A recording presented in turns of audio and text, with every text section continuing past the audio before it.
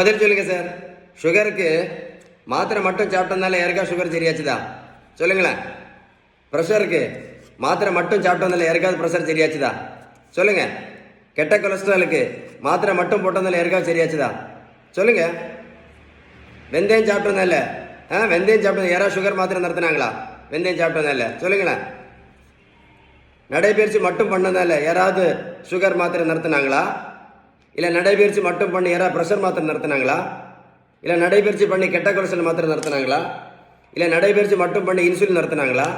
இல்லை நடைபயிற்சி மட்டும் பண்ணி இந்த வயரை குறைச்சாங்களா? நல்லா கேட்டுடுங்க. சுகர், ப்ரெஷர், கெட்ட கொலஸ்ட்ரால், உடல் பருமன், இந்த 4 எதனால வருதுன்னு கேட்டால் இன்னைக்கு யாருக்குமே தெரியாது. அதான் ரொம்ப சங்கடமான விஷயம். கரெக்டாக காது கொடுத்து கேளுங்க, ஓகேவா? சுகர், ப்ரெஷர், கெட்ட கொலஸ்ட்ரால், உடல் பருமன் இந்த 4க்குமே ஒரே ஒரு காரணம் தான் இருக்குது. அதுக்கு பேர் தான் இன்சுலின் ரெசிஸ்டன்ஸ். இது ஒரு பேப்பரில் எழுதிடுங்க, நெட்டில் சர்ச் பண்ணி பாருங்கள். நான் சொன்ன விஷயம் கரெக்டாக இருக்கும்.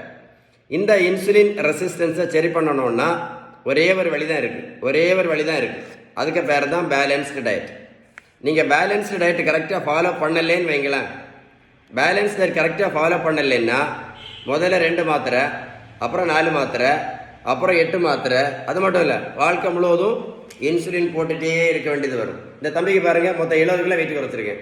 140லேருந்து 70 கிலோ. நான் ப்ரோட்டீன் பவுடரும் கொடுக்கல, மாத்திரையும் கொடுக்கல, ஜூஸும் கொடுக்கல, ஊசியும் போடலை. இந்த தம்பியை போய் நான் ரோட்டில் போய் நான் ஓடக்குன்னு சொல்லலை. நான் கொடுத்தது எல்லாமே பேலன்ஸ்டு டயட் மட்டும்தான். இந்த வீடியோவை சேவ் பண்ணி வைங்க. சேவ் பண்ணி வச்சுட்டு இந்த இன்சுலின் ரெசிஸ்டன்ஸை பற்றி ஒரு கூட ஃபுல்லாக கேளுங்க. மறக்காமல் சேவ் பண்ணி வைங்க. நான் சொன்ன இன்ஃபர்மேஷன் கரெக்டாக இருந்தால் கமெண்ட்ஸில் ஒய்ஜிஎஸ் அப்படின்னு டைப் பண்ணி அனுப்புங்க. வீடியோ லைக் பண்ண மறந்துடாதுங்க. எதை மறந்தாலும் இந்த மாதிரி மாத்திரையும் இன்சுலின் போட்டு நிறைய பேர் கஷ்டப்பட்டுட்டு இருக்காங்க. இந்த வீடியோ ஷேர் பண்ண மறந்துடாதுங்க. ஷேர் பண்ணீங்கன்னா உங்களுக்கு மட்டும் இல்லை, அந்த வேர்ல்டில் நிறைய பேர் யூஸ்ஃபுல்லாக இருக்கும். ஒய்இஎஸ் மறந்துடாதுங்க, ஓகேவா?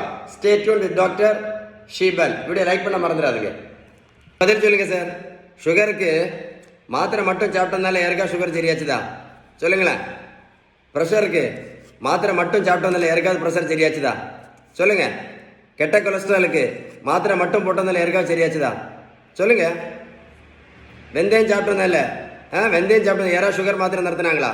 வெந்தயம் சாப்பிட்டதுனால சொல்லுங்களேன். நடைபயிற்சி மட்டும் பண்ணதால யாராவது சுகர் மாத்திரை நிறுத்தினாங்களா?